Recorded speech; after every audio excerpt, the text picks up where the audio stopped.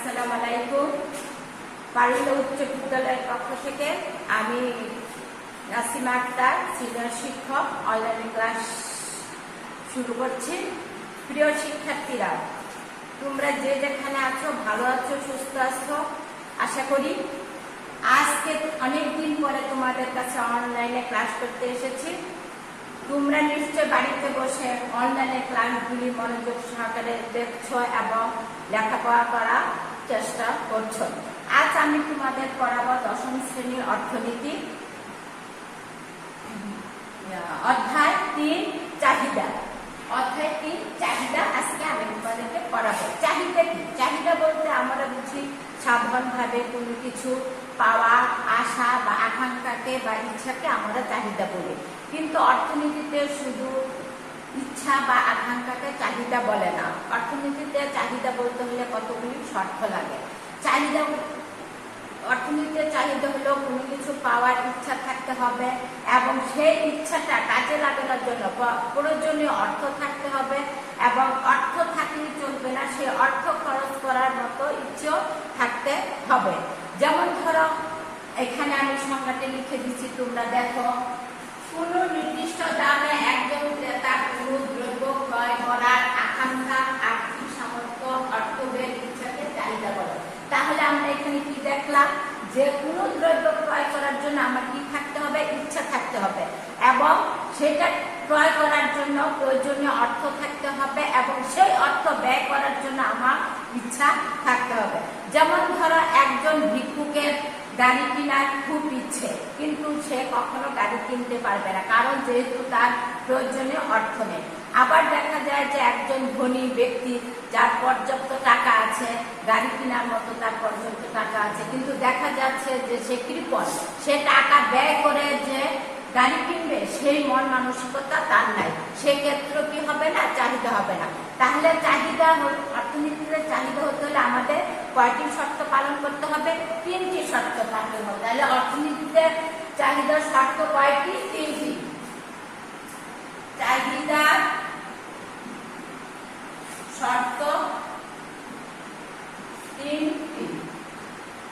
যেমন ধরো, এখানে আমরা পেয়েছি, দেখো, ক্রয় করার আকাঙ্ক্ষা, এটা হলো 1 নম্বর। ক্রয় করা আকাঙ্ক্ষা। 2 নম্বরে আমরা কি পেয়েছি? সামর্থ্য, আর্থিক সামর্থ্য। আর্থিক সামর্থ্য। 3 নম্বরে আমরা কি পেয়েছি? অর্থ ব্যয়ের চাহিদা। খালি সামর্থ্য থাকতে হবে না, সেই অর্থটা কি করতে হবে? অর্থ ব্যয়ের ইচ্ছা, অর্থ ব্যয়ের ইচ্ছা বা আকাঙ্ক্ষা।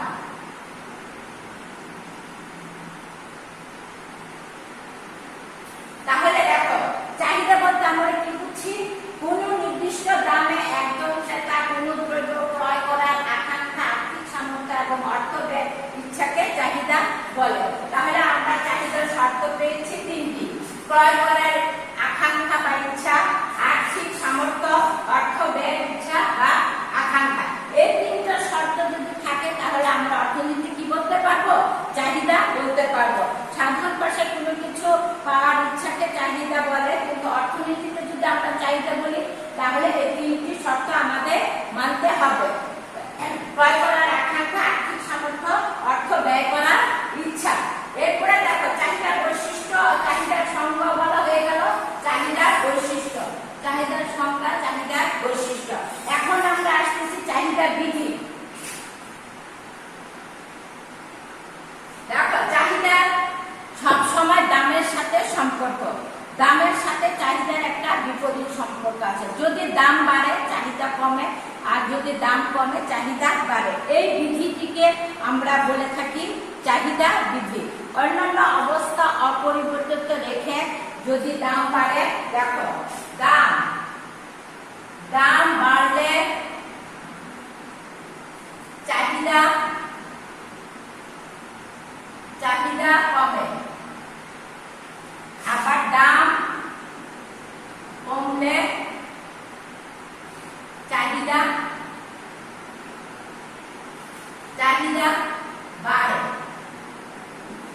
দেখো বাজারে তুমি বাজার করতে গেলে, যার পরে দেখলা যে 1000 টাকা নিয়ে গিয়ে তুমি একটা কি করবা, ইলিশ মাছ কিনে নিয়ে আসবা। কিন্তু বাজারে গিয়ে তুমি দেখলা যে ইলিশ মাছ অনেক দাম, 1000-এর বেশি একটা মাছের দাম। তখন তুমি কি করবা, বাজার থেকে ইলিশ মাছ না নিয়ে কি করবা, চলে আসবা। আবার আরেকদিন কয়েকদিন পরে তুমি বাজারে গিয়ে দেখলা যে একটা ইলিশই পাওয়া যাচ্ছে 500 টাকা করে। তখন তুমি কি করবা, দুইটা ইলিশ 1000 টাকা দিয়ে নিয়ে আসবা। কেন নিয়ে আসবা, যখন 1000 টাকা তোমার ছিল, তোমার ইচ্ছে ছিল, কিন্তু তোমার অর্থ ছিল না, পর্যাপ্ত অর্থ ছিল না, তখন তুমি চাহিদা দাম বাড়াতে তোমার চাহিদাটা কি হয়ে গেছে, কমে গেছে। আবার যখন দামটা কমে গেল তখন তোমার একটার জায়গায় তুমি কি করলে, দুটো নিয়ে আসলে। এটাকে বলা হয় চাহিদা বৃদ্ধি। এখন চাহিদা বৃদ্ধিটা কার্যকরী কখন হয়, যখন অন্যান্য অবস্থা অপরিবর্তিত থাকে। অন্যান্য অবস্থা অপরিবর্তিত থাকে। অন্যান্য অবস্থা অপরিবর্তিত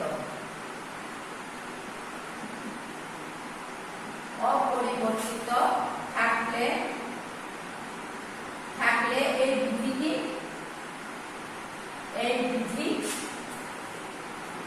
বৃদ্ধি কার্যকরী হয়।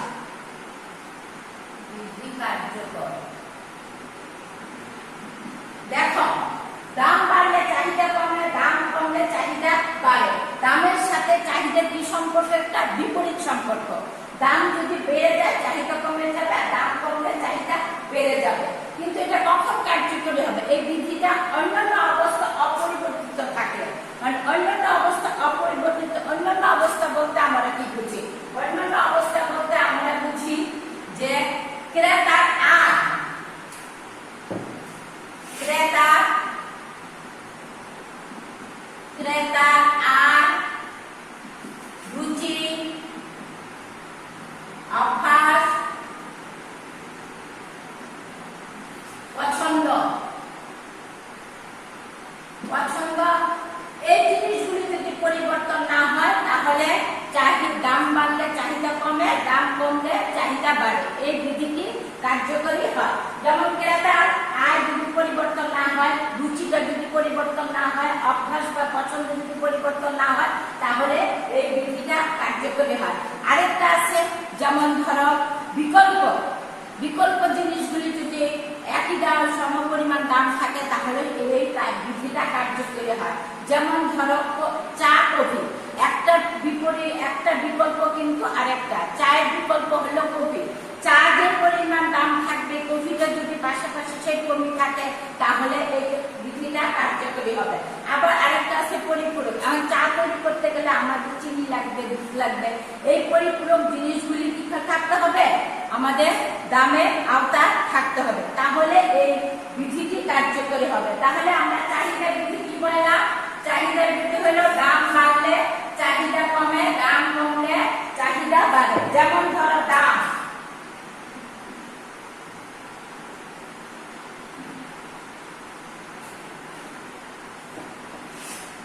আমরা এইভাবে করতে পারি, দাম, এই যে দাম বাড়লো চাহিদা কমলো। আবার দেখো দাম কমে গেল চাহিদাটা বেড়ে গেল।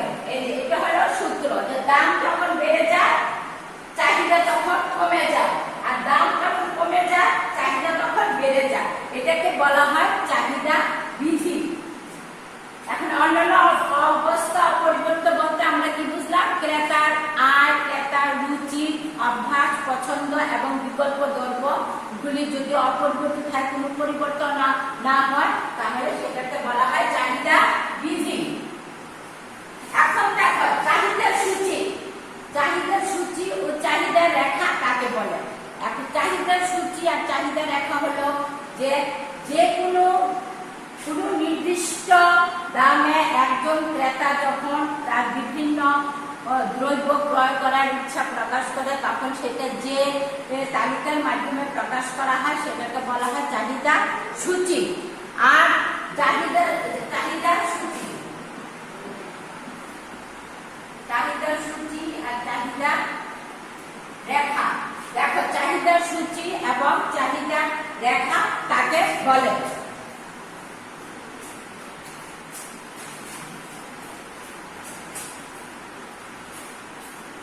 অন্যান্য বিষয় অপরিবর্তিত পরিবর্তিত অন্যান্য বিষয় তোমাদের আগেও বলছি যে অন্যান্য বিষয় বলতে কি বোঝায়? অন্যান্য বিষয় বলতে বোঝায় ক্রেতা আয়, রুচি, পছন্দ এগুলি যদি পরিবর্তন না হয়, কোনো দ্রব্যের বিভিন্ন দামে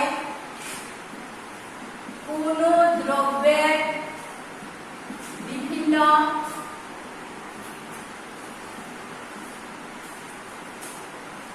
দামের কোনো দ্রব্যের বিভিন্ন দামের দেখে যে বিভিন্ন দামের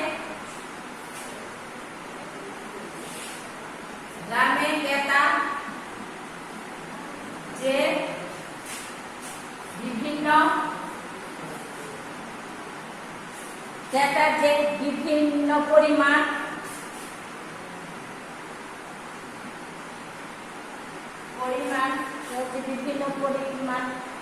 ক্রয় করে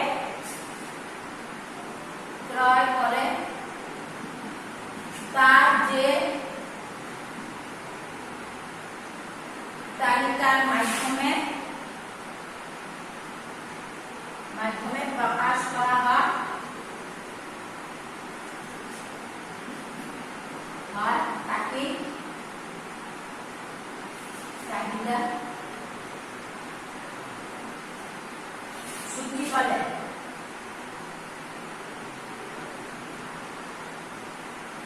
দেখো চাহিদা সূচি কি? কোন দ্রব্যের বিভিন্ন দামে ক্রেতা যে বিভিন্ন পরিমাণ ক্রয় করে তার যে তালিকার মাধ্যমে প্রকাশ করা হয় তাকে চাহিদা সূচি বলে। এখন দেখো চাহিদা রেখা কি? তোমরা এটি খাতার মধ্যে সুন্দর করে লিখে নাও, তাহলে তোমাদের বুঝতে সুবিধা হবে। চাহিদা সূচি দেখো, চাহিদা রেখা কাকে বলে? দেখো একই কথা, চাহিদা রেখা। এখন দেখো কোন দ্রব্যের বিভিন্ন দামে ক্রেতা যে বিভিন্ন দামে করে তার যে রেখার মাধ্যমে, আমরা এখানে লিখতে পারি যে রেখার মাধ্যমে প্রকাশ করা হয় তাকে চাহিদা রেখা বলে। তাহলে দেখো চাহিদা সূচি আর চাহিদা রেখা কি? কোন দ্রব্যের বিভিন্ন দামে ক্রেতা যে বিভিন্ন পরিমাণ ক্রয় করে তার যে রেখার মাধ্যমে প্রকাশ করা হয় তাকে চাহিদা রেখা বলে। এখন রেখার জায়গায় যদি তোমরা সূচি বলো, সূচির মাধ্যমে প্রকাশ করা হয় তাকে বলা হয় চাহিদা রেখা সূচি। এখন দেখো আমরা এখন একটা চাহিদা রেখা সূচি থেকে আমরা একটা চাহিদা রেখা অঙ্কন করব।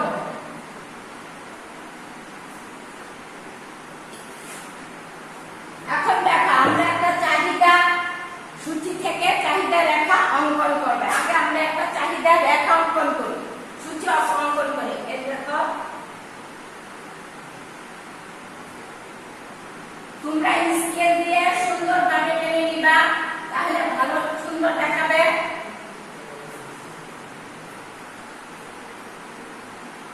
হলো দ্রব্যের দাম। দ্রব্যের দাম আমরা কিভাবে ধরি? টাকা দিয়ে। টাকা।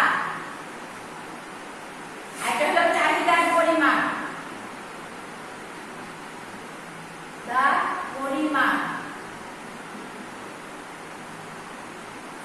আমরা এটা ধরি একক হিসাবে।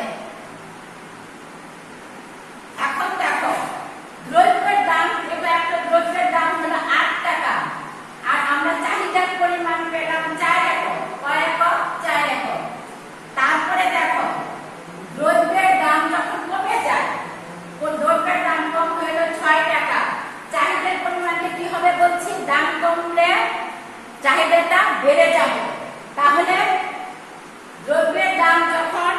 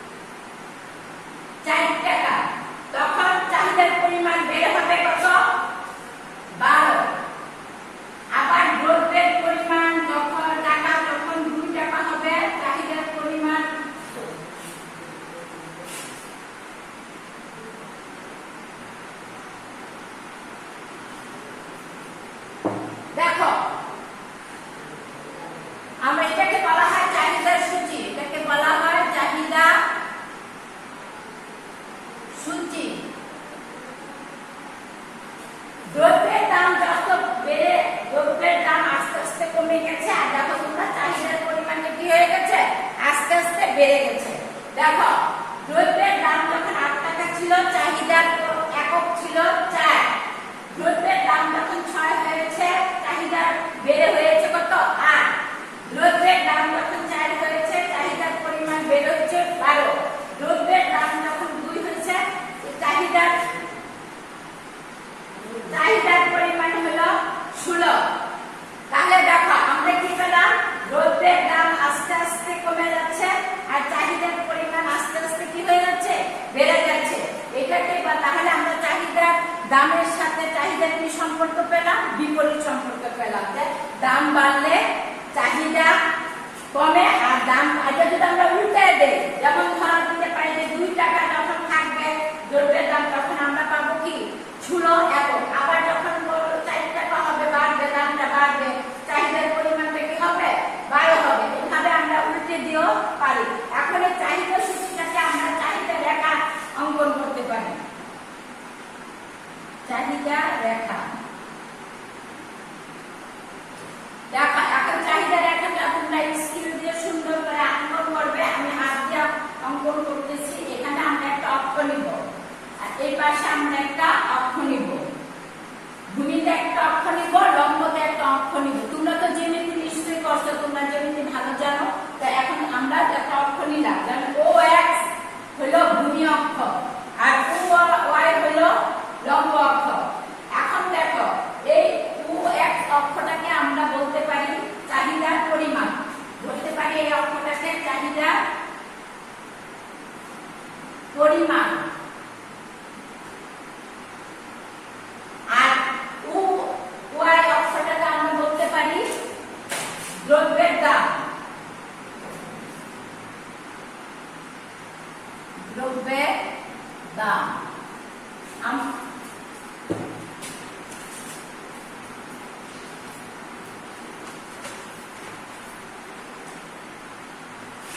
এখন দেখো আমরা এখানে চাহিদা সূত্র অঙ্কন করেছি। এখন তোমরা যে ইগুলি নিবা সেটা কিন্তু 1 ইঞ্চি মাপে নিবা। আমি কিন্তু আন্দাজ করে নিচ্ছি, তোমরা কিন্তু ঘরগুলি 1 ইঞ্চি করে আন্দাজ করে নিয়ে নিবা। যেমন ধরো দ্রব্যের দাম কত ছিল? 8। তারপরে কত আসছে? 6। তারপরে কত আসছে? 4। তারপরে কত আসছে? 2। এটা হলো দ্রব্যের দাম। তাহলে আমরা এখানে নিতে পারি 8 টাকা, 6 টাকা, 4 টাকা, 2 টাকা। এখন একক দেখো, চাহিদার একক কি ছিল? যখন 8 টাকা ছিল তখন কিন্তু চাহিদার একক কি ছিল? কম ছিল। এই যে কম ছিল। তারপরে যখন দাম কমে গেল, 6 টাকা হলো, চাহিদার একক বেড়ে গেল, হয়ে গেল কত? 8। তারপরে যখন দাম কমে গেল, 4 টাকা হলো, চাহিদার একক বেড়ে গেল, হয়ে গেল 12। তারপরে যখন দাম কমে 2 হলো, চাহিদার একক বেড়ে গেল, হলো 16। তাহলে দেখো 4, 8, 12, 16। এখন দেখো যখন দাম 8 টাকা ছিল তখন চাহিদার পরিমাণ ছিল 4। যখন দ্রব্যটির দাম 6 টাকা ছিল, চাহিদার পরিমাণ বেড়ে হলো 8। দ্রব্যটির দাম যখন 4 টাকা ছিল, চাহিদার পরিমাণ হলো 12। দ্রব্যটির দাম যখন 2 টাকা ছিল তখন চাহিদার পরিমাণ হলো 16। এখন এই দ্রব্যের দাম আর চাহিদার পরিমাণকে আমরা একটা বিন্দুতে কি করতে পারি? যোগ করতে পারি। দেখো আমরা একটু যোগ করি, একটা বিন্দু তৈরি করি। 8 দিয়ে কোথায় হবে? 4 এর সাথে বিন্দু, 6 হবে 8 এর সাথে, 4 হবে 12 এর সাথে, 2 হবে 16। এই দেখো যখন দাম কমে গেছে তখন চাহিদা দেখো অনেক বেড়ে গেছে। আবার উল্টা দিকে তোমরা জিনিসটা খেয়াল করতে পারো, দাম যখন কম চাহিদা বেশি, দাম যখন আরেকটু বাড়লো চাহিদা একটু কমে গেল, দাম যখন আরো বাড়লো তখন চাহিদা কি হলো? আরেকটু কমে গেল। দাম যখন বেশি হয়ে গেল, চাহিদা আরো কমে গেল। এখন এইগুলিকে আমরা একটা বিন্দুতে পড়ে গেলে বিন্দুগুলির নাম দিতে পারি Q, R, S, T। এই যে বিন্দু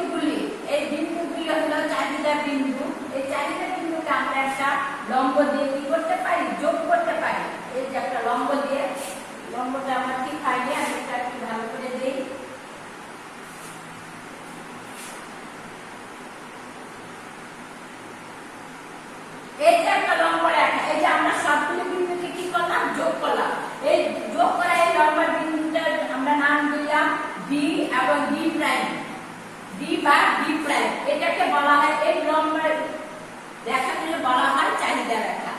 এই লম্বা রেখাটাকে বলা হয় চাহিদা রেখা। তোমরা নিশ্চয়ই কিছুটা বুঝতে পেরেছ মোটামুটি। তাহলে আমরা কি পেলাম এখানে? চাহিদার সংজ্ঞা, চাহিদার বৈশিষ্ট্য, চাহিদার বিধি, চাহিদা সূচি রেখা, চাহিদা সূচি থেকে চাহিদা রেখা অঙ্কন। তাহলে চাহিদা সূচি থেকে আমরা কি করলাম? একটা চাহিদা রেখা অঙ্কন করলাম। তাহলে আমরা চাহিদার মূল কথা হলো দাম বাড়লে চাহিদা কমবে এবং দাম কমলে চাহিদাটা বাড়বে। এটাই হলো চাহিদার মূল সূত্র। এখন তোমাদেরকে আমি বাড়ির কাজ দিয়ে দিচ্ছি, তোমরা বাড়িতে বসে এই চাহিদা রেখা থেকে চাহিদা সূচি আঁকার চেষ্টা করবে।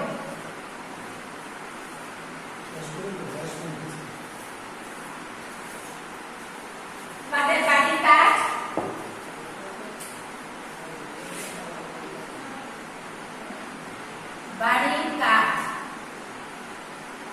একটি কাল্পনিক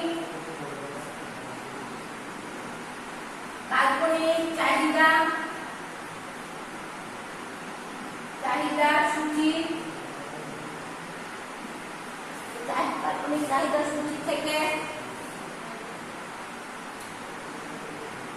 চাহিদা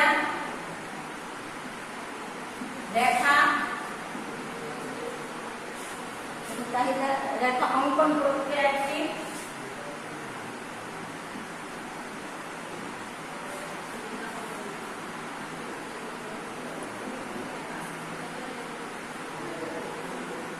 ব্যাখ্যা করো।